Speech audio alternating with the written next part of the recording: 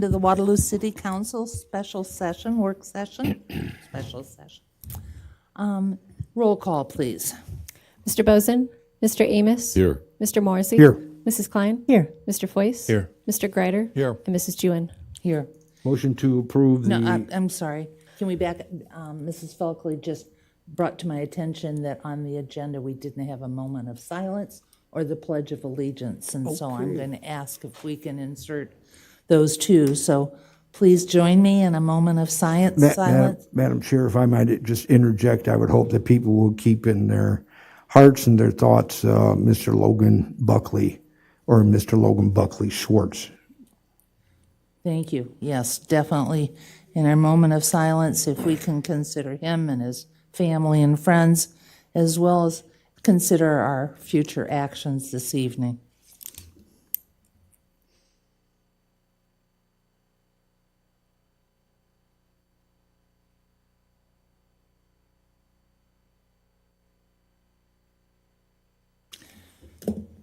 Our Pledge of Allegiance this evening will be delivered by our City Clerk, Kelly Felkley. Please join me in the Pledge of Allegiance. I pledge allegiance to the flag of the United States of America and to the republic for which it stands, one nation, under God, indivisible, with liberty and justice for all.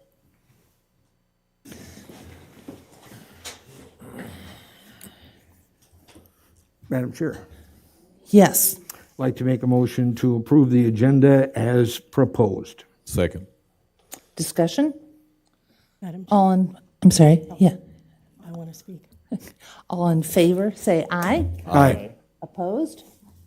Motion carries. Madam Chair. Before we make the motion to approve the resolution, I want to insert just a couple things for information. There's going to be special circumstances and procedures that we follow tonight that we're able to implement at my discretion. There will be no public comment period during the proceedings, and this is strictly a council debate. We're all glad that you're here, but this evening we will not be allowing public input. So I'm going to make the motion to approve the resolution censuring Ward 1 Council Member Margaret Klein. Second. I would next like to give Mrs. Klein the opportunity to either go first or last, your choice. Go first. Okay, go right ahead. Okay. We are here tonight over freedom of speech. That's what this is all about. Freedom of speech and electioneering, campaigning. Let me describe what happened on the 1st of November, the Monday night meeting. As I arrived here, I realized immediately that there was what looked to me to be a well-coordinated campaign event going on. From the moment I got out of my car in the parking lot, I saw maybe half a dozen picketers in front of the door, well-dressed and led by a Cedar Falls businessman who has connections here in our council chambers. I went right by them, paid them no heed, even though their signs were directed at me. And I came upstairs, and it was for a work session, so we arrived shortly after 3 o'clock in the afternoon. And I saw that the city was preparing for an overflow crowd. Now, I remembered the agenda, and I realized there wasn't anything on that agenda that would bring in crowds of people. And so right away, I connected that to the picketing going on, and I thought, well, all right, somebody's coming in here tonight, and I suspect it's going to be about me. And it was. People in the public were allowed to come up to the microphone and accuse me of racism. And then the city council's opportunity for comments came up. And my colleague, Mr. Morris, he got up and presented 9 charges that he was bringing against me on the day before the election. Some of these things occurred back in 2018. And you have to ask yourself why. Why the night before an election? And so I very politely stayed silent and listened I listened very carefully. And the procedure was set in motion. Papers were handed to the mayor pro tem, and when that happens, it sets up a series of events, and it has culminated in tonight's meeting. I'm going to go through these charges one by one. There are only 5 that have cause for me, but I'm going through all of them since all of them were brought up that night and waved at the public as if there were some dark deed that I had done. So we will start with item number 1.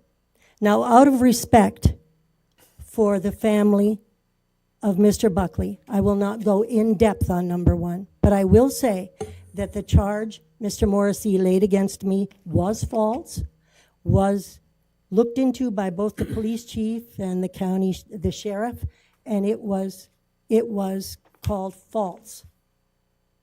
So for him to harass me for the next 4 years, periodically, over this item that was deemed false by the police, by the authorities, is a form of harassment and is also censure-worthy. But I'm not that kind of person that will bring a charge like that. I just don't. I figure it's the rough and the tumble that you sign up for when you sign up to run for office. So, item number 2. It's about the raw sewage going into the Cedar River. Before I was elected, I was contacted by someone in the public who wanted a meeting with me. Now, if you know me, you know that I will meet with anyone, that I will meet them at Village Inn for coffee, which is my preferred place because you can hear yourself talk over there. And but I'll meet you at my house. I've invited people to my house before. And so I met with this person, and they showed me some photos of raw sewage going into the Cedar. Now, that didn't immediately alarm me because the context. You have to ask yourself, what is the context of this? Who is this person that's bringing the information to you? How valid is all of it? But I did begin a process of investigating it. And your investigation always starts at the beginning. Mrs. Jewin and I were given a tour of the facility downtown. And when we were touring it, it was cold. I remember it was in January. We were just brand new members. It was very cold. And so when we were finished tramping around the whole grounds, we were frozen. And we went back into the meeting room, and we were given a PowerPoint presentation where all the lights were turned off. And I remember Mrs. Jewin was exhausted from the walk and fell asleep. So at the end of the PowerPoint program, when I asked the administrator about these photos and whether they were true or not, and what was the background of the story, I got completely evasive answers. So that led me to take my questions to the mayor. And again, I did not think I got what I considered clear answers. So the next step was to bring it to a work session, in my opinion. And that's what I did. And I would do it again. Because what we are talking about here is freedom of speech. Freedom to look into the concerns of the citizens of Waterloo. Now, after it was all over, the person employed by the city is no longer employed here. And that whole issue fell by the wayside.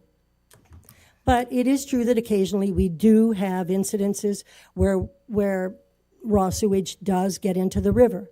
The last one occurred last March. And we write reports on them, and they're handled legally.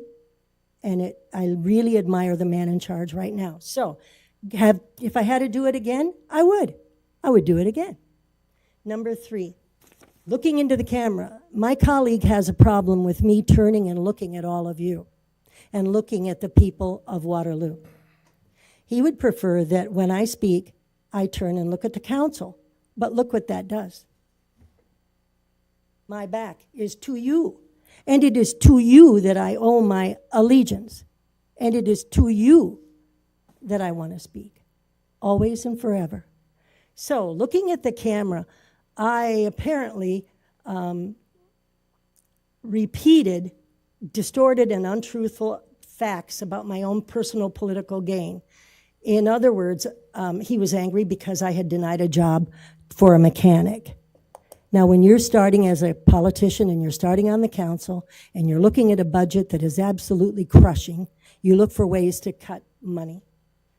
And I did. I looked for ways. And one of the ways was when I had toured one of the other departments, I thought I saw chaos. And I thought adding more bodies to that chaos was not the answer, that the answer probably should come from the top and better management. I stand by that. I stand by that. As rough as that was, I do. And it says I voted to set up a committee to replace the patch, and I voted against the purchase of new police uniforms, so he's upset because I go around saying I support the police, but I don't support spending money on them. That's not true. Here's the thing.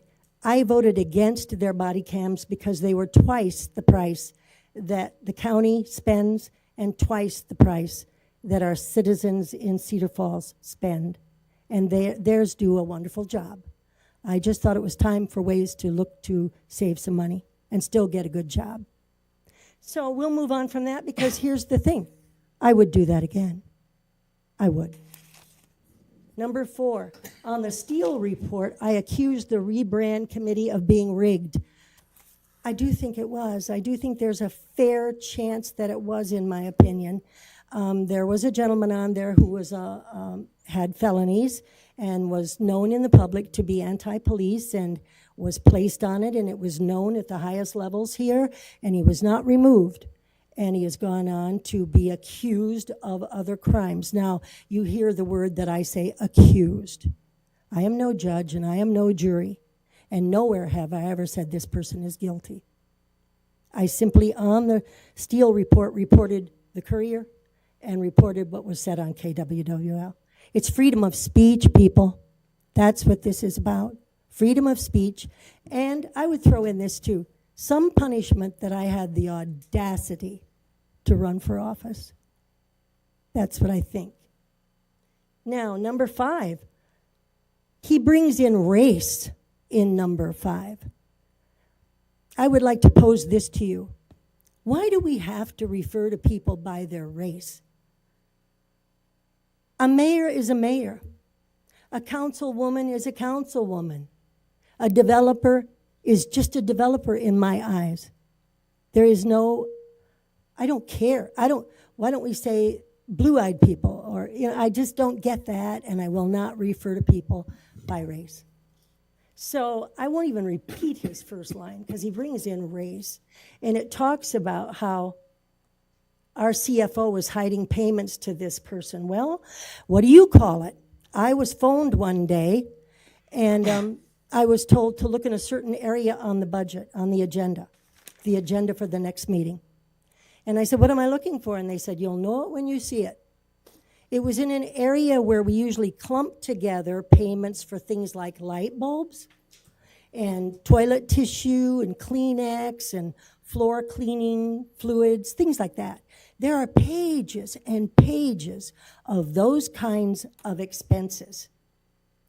Usually, development agreement payments, anything to do with something on a higher level, are not placed in that category. I found it on page 48 in between the fluorescent light bulbs, and it was a payment to the developer in question of $150,000. Now, the reason that someone would put it there, in my opinion, is that they didn't want it readily seen. That's just my opinion. And I would say that again. I would say that again.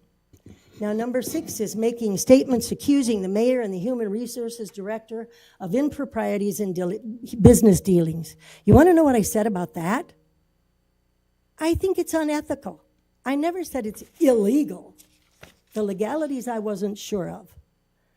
And apparently our mayor checked the legalities out. But there's a difference sometimes between what is legal and what is ethical.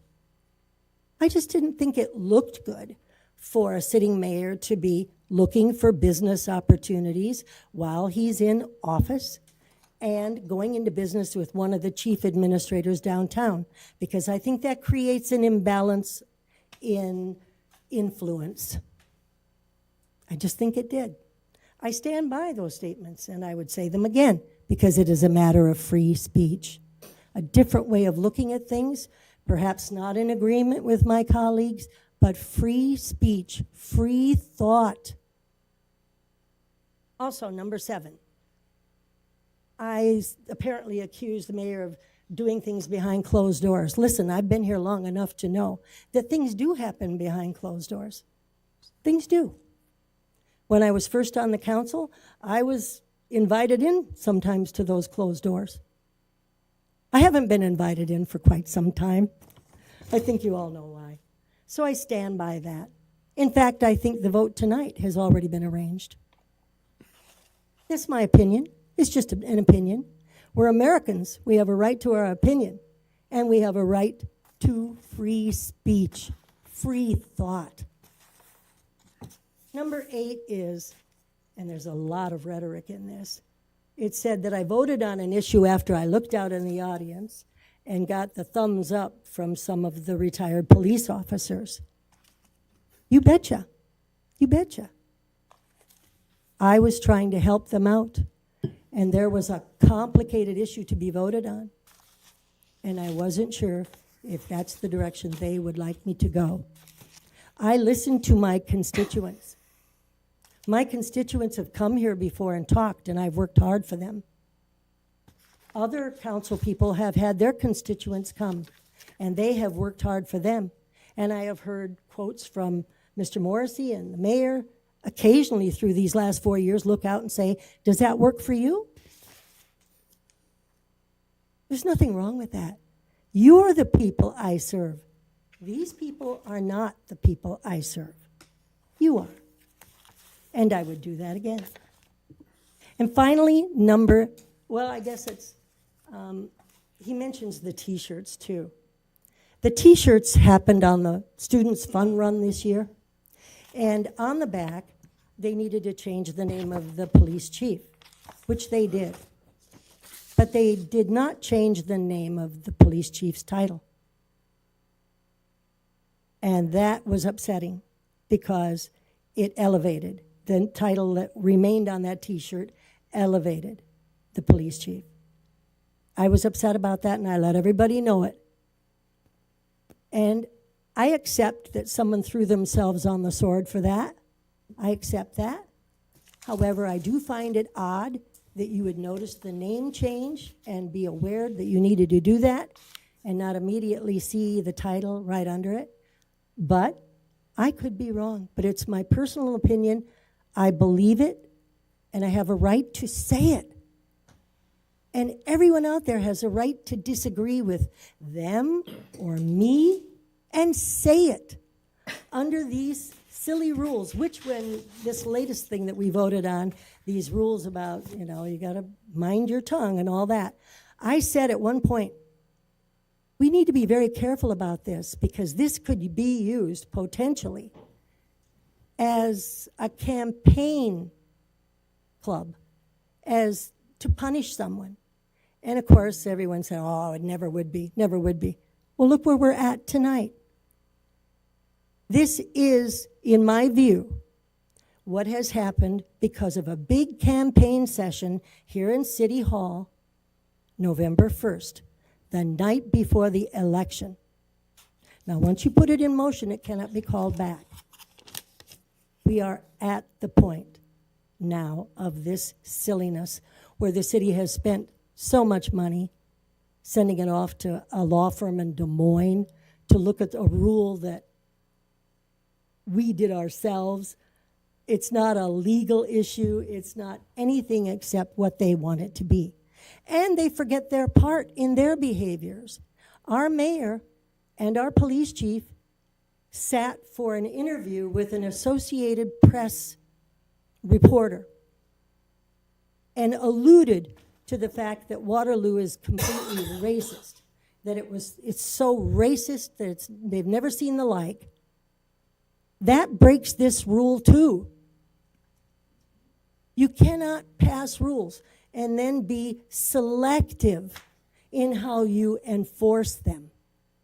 And if you really want to know the truth, every one of us up here is guilty.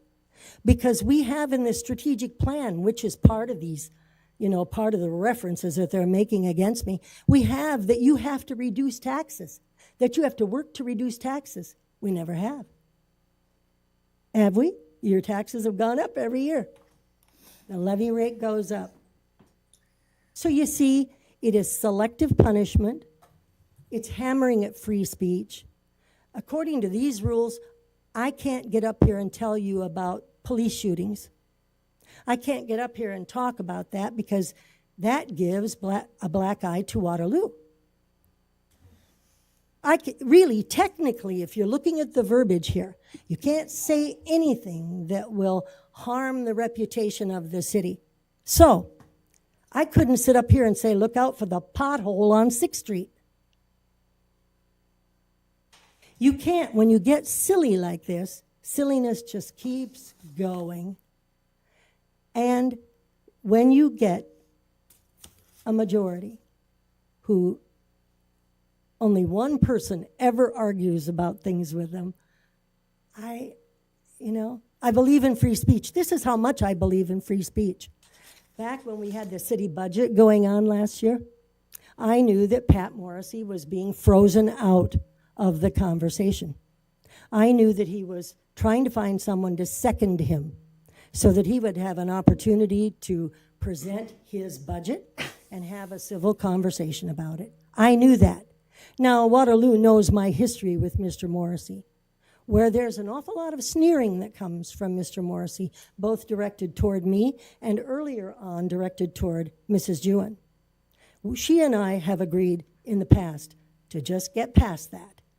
So the last person in the world that you would ever expect to call up Mr. Morrissey and give him an opportunity to talk at a budget meeting would be me. And yet that's exactly what I did. Because fundamentally, I am offended by anyone that would try to stop someone from speaking, from getting a chance to lay out their ideas, whether I agree with them or not. And I remember he said, you could read this and maybe you could support it. And I said, oh no, don't confuse me with someone who agrees with you. That's not going to happen, Mr. Morrissey. But I stand by your right to have your day, to say your piece. And so, folks, both here and out there, I don't take this seriously. I really do not. Because every one of us has been guilty of this at one time or another, in one manner or another. And the rule that we inserted is silly. It's silly. It chills conversation. The goal of it is to keep everybody quiet so that you don't know, so that you never hear. But it's hard for me to stay quiet. It's hard for me to think of those two boys that chased each other around in the gas station on the corner of 9th and Washington and ended up one of them killing the other. Shouldn't your council be talking about that? And shouldn't they be talking about things like that in public? They keep saying, we can only say positive things about downtown. Be positive. Get people to come downtown. Well, the people are not foolish. We see the beautiful things. We do. We're appreciative of the beautiful things. We are supportive of the wonderful people trying to make a difference down here. But you cannot neglect the parts that need to be fixed. You just cannot. And it's true that we have a violence problem. And I am giving them ammunition right now to give me another Christmas gift because I'm talking about something they think is wrong. Never say anything that will cast a shadow on the reputation of Waterloo. My opinion is, speak, people. Speak. When you see it, speak out. Now, I've thought about this and thought about this. I could stay. I could stay here and listen to all of the pontificating that's going to come. You know, thumb rolling and the eye rolling and the bombast. I could do that. I could do that. I know what their Christmas gift is to me. We just unwrapped it. I could also go over to Village Inn and have a piece of pie. I'm going to vote for the pie. I'll see you there. Thank you, Marty.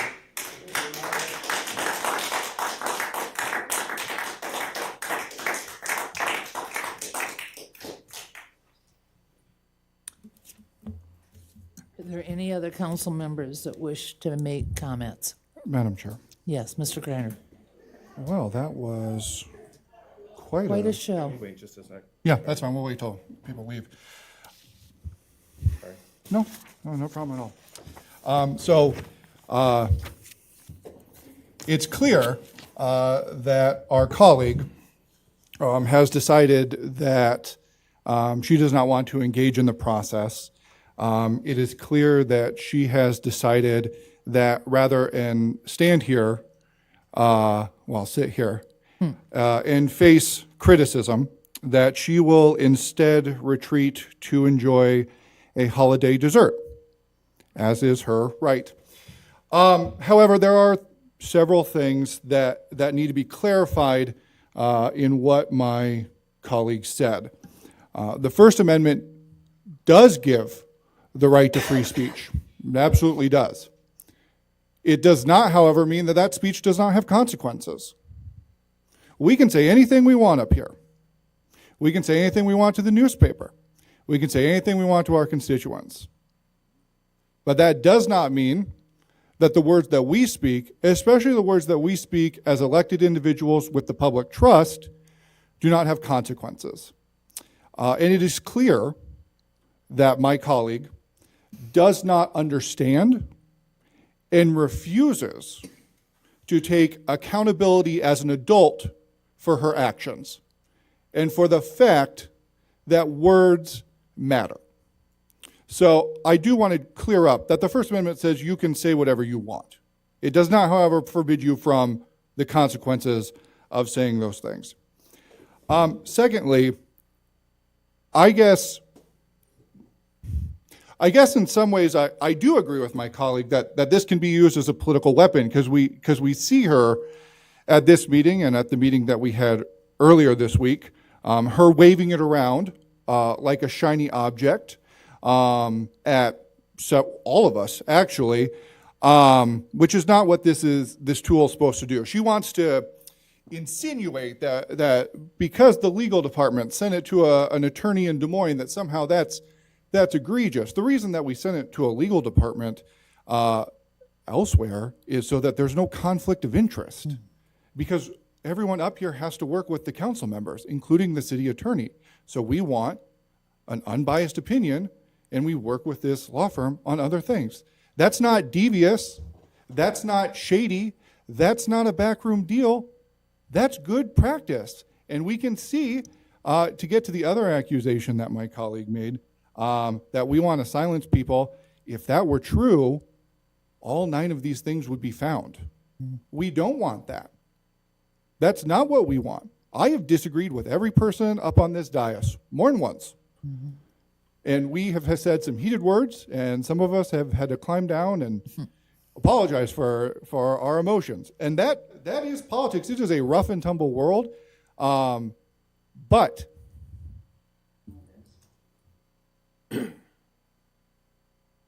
so here's the thing, is that our words matter. What we do matters. And listening to our constituents matter. And so here's the other thing. There are several things. Our colleague from Ward 1 is unrepentant for what she has done. Now, we can argue about whether or not the strategic plan should count as violations on those. That has merit, I would argue. However, she clearly violated city code. And that, to me, carries a certain amount of weight. I do find it incredibly interesting, however, that suddenly our colleague from Ward 1 is very interested in making sure that we can all speak. Because I remember at several campaign-esque rallies that she held in this room where she told myself personally and others that it was okay that the crowd talked over us because that's the respect we deserve. Respect is earned for anyone who gives it. And so I find it interesting that someone will paint themselves as a martyr when they won't extend that courage and likeness to others.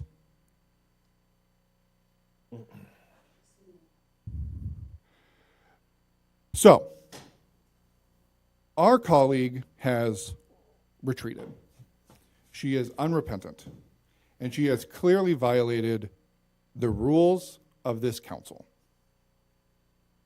And those are the facts. She has said the things that she has said. It has been condemned, some of these by multiple different outside organizations.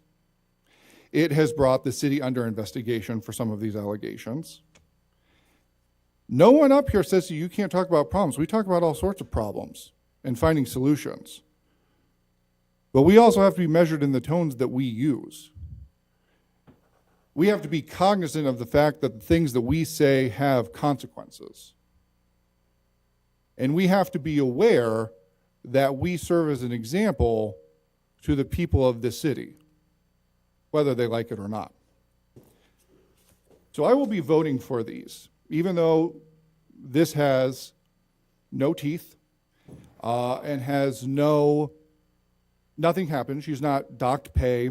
She's not kicked off the council, because the voters have already held my colleague accountable in the last election. And they have delivered a punishment more than we can. But I will be voting for these articles because they are the right thing to do. Thank you. Thank you. Madam Chair, Mr. Morrissey? just point of information, or point of order, I don't know which. When we started this at 5 o'clock, we had 6 council members who answered the roll call. It's my belief that following our own rules of procedure, that if somebody gets up prior to a vote, that they will be counted as abstaining, because you are not to leave the council, you are to stay in that meeting for the full length of the meeting. Therefore, the council person from Ward 1, by leaving, is abstaining, and she does not meet the requirements for an abstention. Therefore, according to our rules, which this council voted on December 14th of 2020, her vote is to approve the resolution. Can you confirm that, Madam Clerk, If I get a minute. the attorney? Let's just make sure. You're our parliamentarian, Mr. Morrissey, but I want to give you some support. So let's hold on. Why don't we have them check into that? Sure. And who would like to, recess? pardon? Why don't you just do a recess and then, You want to do a recess? yeah, that'll give us a chance to look. Motion to recess until an answer is found. Second. All in favor, say aye. Aye. All opposed? Okay, we will recess, I suspect about 5 minutes, because our city clerk's pretty darn good. Yes.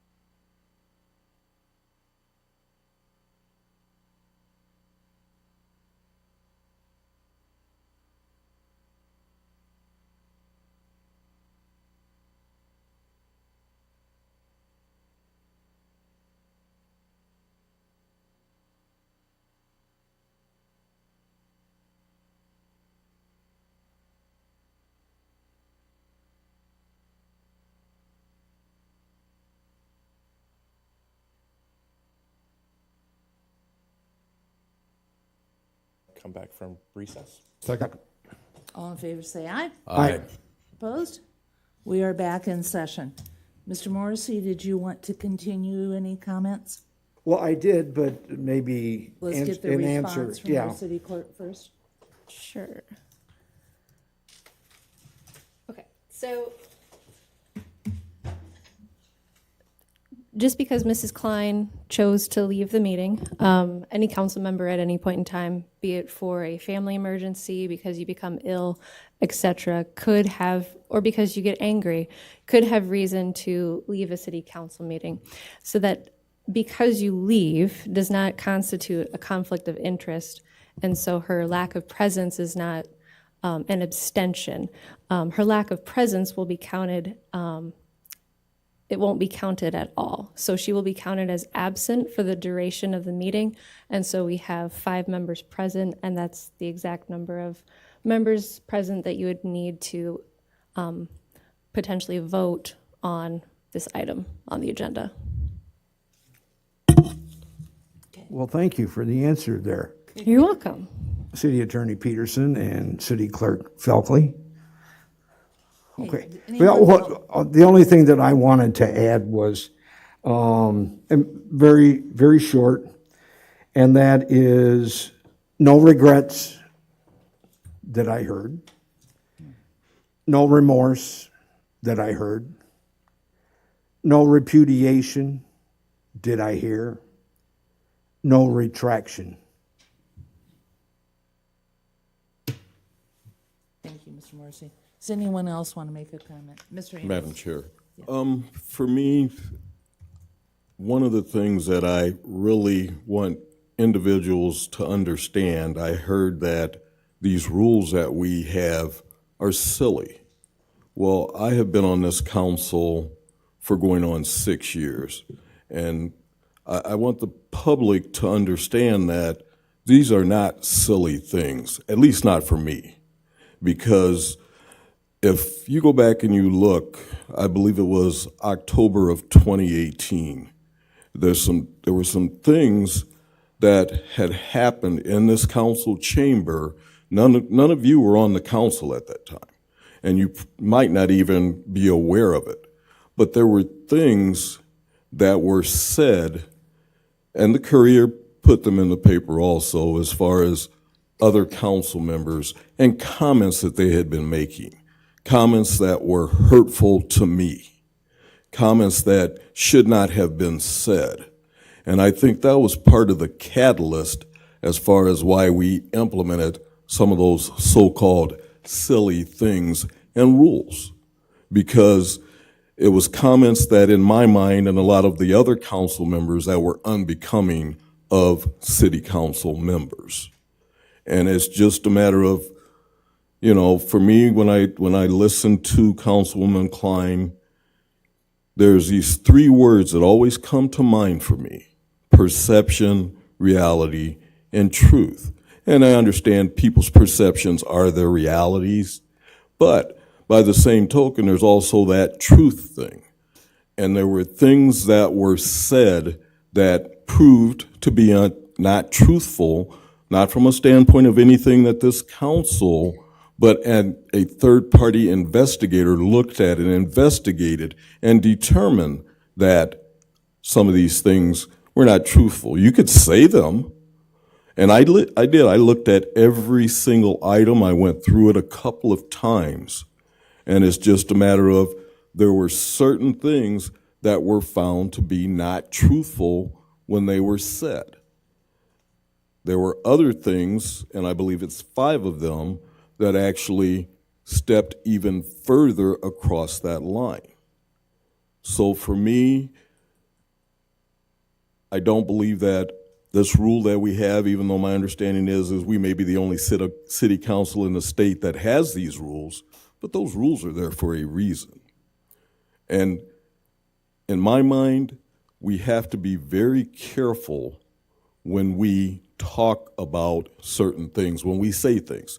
I watch my words very carefully when I'm speaking, because I know that certain things that I say could be misconstrued.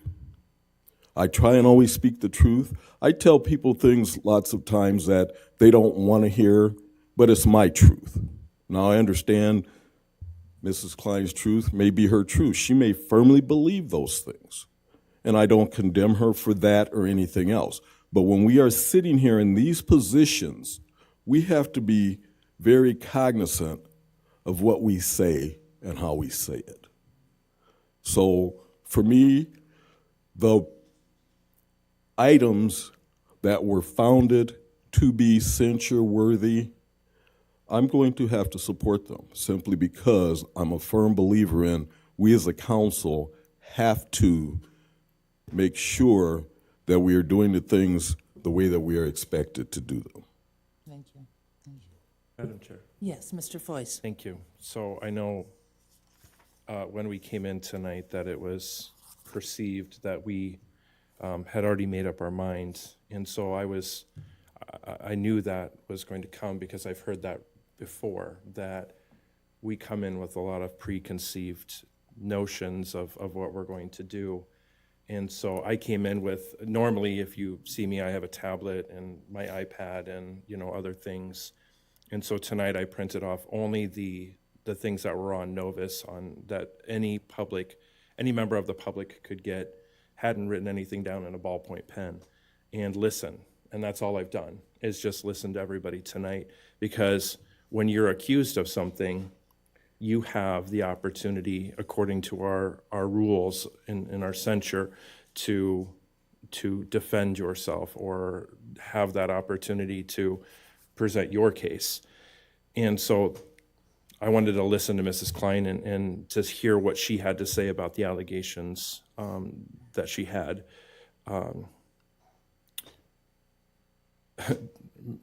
Mr. Greider, said it, and Mr. Greider has known me well before our time, either of our time on council, with him being an educator and me being in my role with ISEA. I get to deal with a lot of people who get in trouble, unfortunately, on it, and that's HR is kind of my role, and I know he said it, but I'm going to state it again because I heard it repeatedly tonight from Mrs. Klein about the lack of freedom of speech and First Amendment. Just because freedom of speech does not mean freedom from repercussions. It doesn't.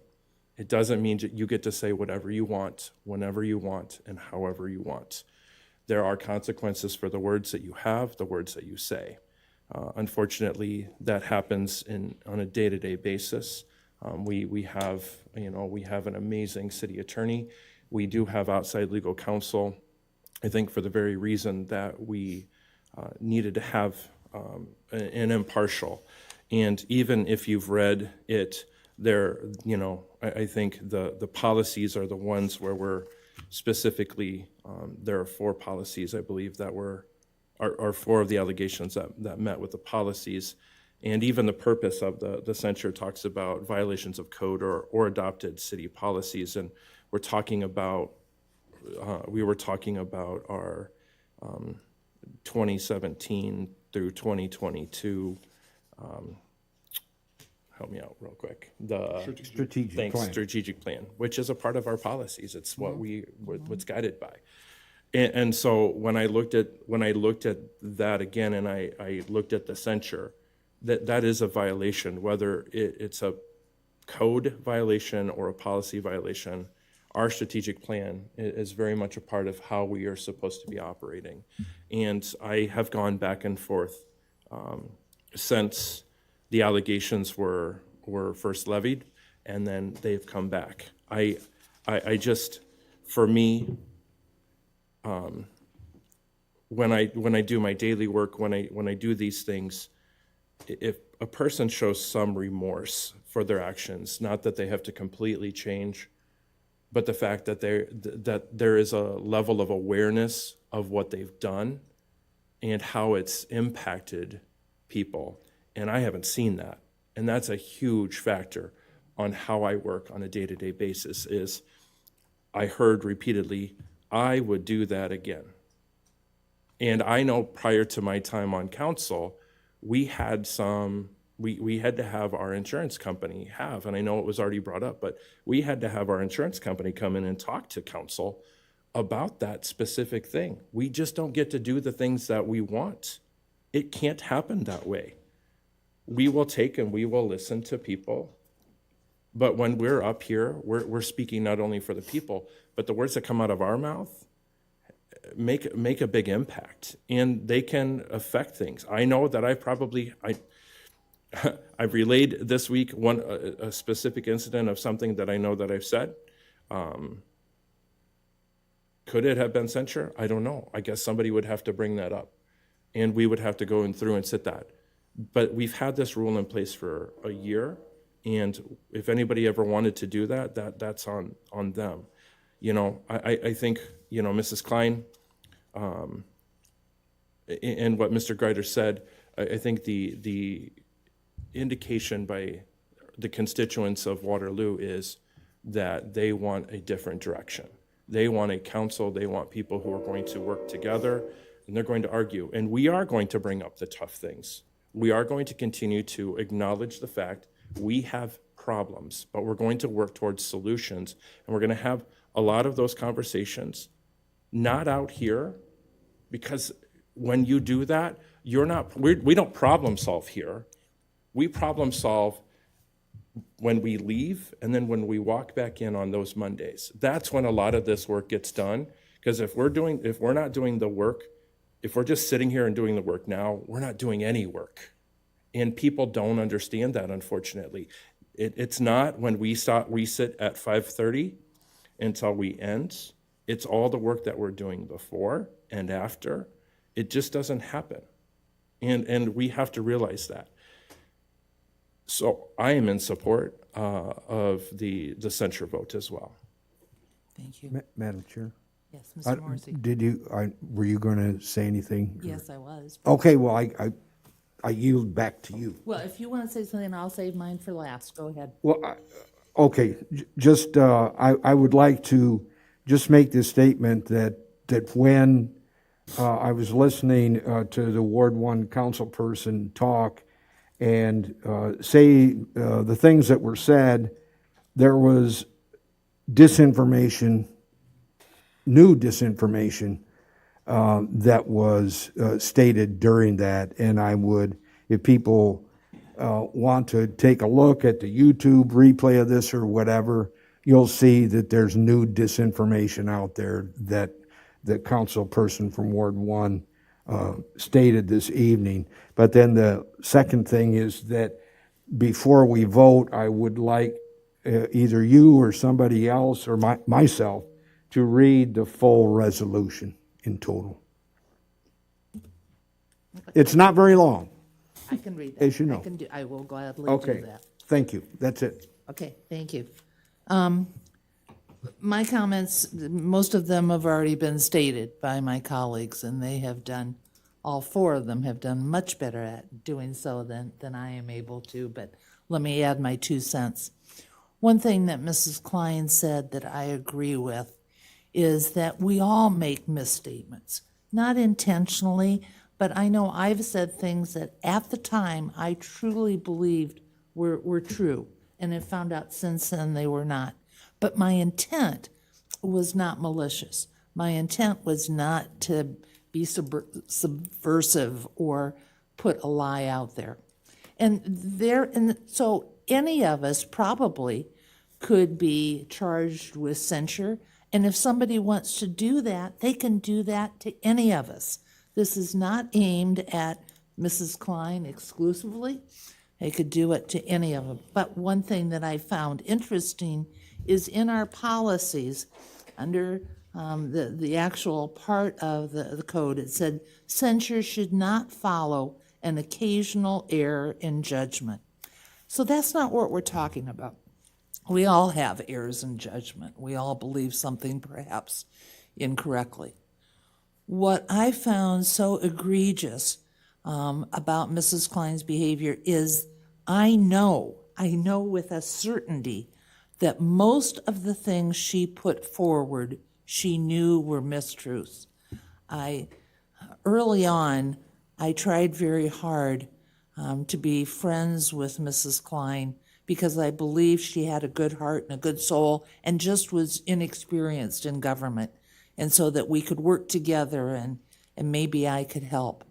So I had a lot of conversations with her, conversations that she absolutely reversed and denied and falsified in her comments tonight and other comments that were brought against her by Mr. Morrissey. So, yes, we can have mistruths. Yes, we can have misunderstandings. Yes, there's things that we believe that we find out aren't true. But it's when it's malicious, when it's harmful, when it's directed at doing damage, that's where I draw the line. And so for me, it was really difficult to have this censure. There's a part of me that wish we didn't have censure at all. But then I got to thinking, and we all have to be guided by something. We have to have our moral code tell us how we're going to believe and feel and act. And so for me, the final conclusion that we need to hold people, especially elected officials, we have to hold them accountable for their actions. Words matter, and lies and misinformation are damaging to our citizens because there's a lot of people. I was really disappointed that so many of her supporters left. They didn't even want to hear the rest of the story. But the misinformation and lies that she put forth are not only damaging to the citizens of this city, but also to the entire democratic process. Thus, I reluctantly but fully support this resolution, and I am so disappointed in Mrs. Klein and her supporters that they would not listen to the whole story, and that to me is part of the reason for my vote for this resolution. With that said, Do you want me to read it? you want to read the whole? If that's what we want to do. Yes. Mrs. Filkley will read the entire resolution at the request of Mr. Morrissey. Okay. Go for it. The title is Resolution Censuring Ward 1 Councilmember Margaret Klein. Whereas Article C of Chapter 4, Title 1 of the City of Waterloo City Code of Ordinances permits elected officials to pursue formal action in the form of censure to deter violations of the city code and policies. And whereas on November 1, 2021, Councilperson Patrick Morrissey filed a complaint alleging 9 violations by Councilperson Margaret Klein. And whereas on December 1, 2021, Mayor Pro Tem Sharon Jewin filed a written report stating that the complaint contains sufficient evidence to warrant censure as to allegations 2, 4, 5, 7, and 9, and includes the investigation report of Christine Stone, attorney at law, a copy of which is attached hereto and incorporated by this reference herein. And whereas Section 4, Article C, Chapter 4, Title 1 of City Code provides a city council decision to censure shall be adopted by resolution, and now, therefore, be it resolved by the City Council of the City of Waterloo, Iowa, as follows. Section 1, that the findings of the written report and investigative report as to violations of number 2, 4, 5, 7, and 9 are supported by sufficient evidence that Councilperson Margaret Klein has engaged in conduct that constitutes violations of the city code and adopted city policy. Section 2, that Councilperson Margaret Klein is hereby censured for violating the city code and city policy. Following the vote. Yep. Okay. Any other comments? If not, I call for a roll call vote. Mr. Amos, Yes. Mr. Morrissey, Yes. Mrs. Klein, Mr. Foyce, Yes. Mr. Greider, Yes. and Mrs. Jewin. Yes. Motion to adjourn? Second. All in favor, say aye. Aye. Opposed? Matt, Yes. Before if- we adjourn, yes. if I could just ask one question. So now, how is this processed? Does the mayor make a statement? Does directed at Councilperson Klein, or maybe? The process is concluded.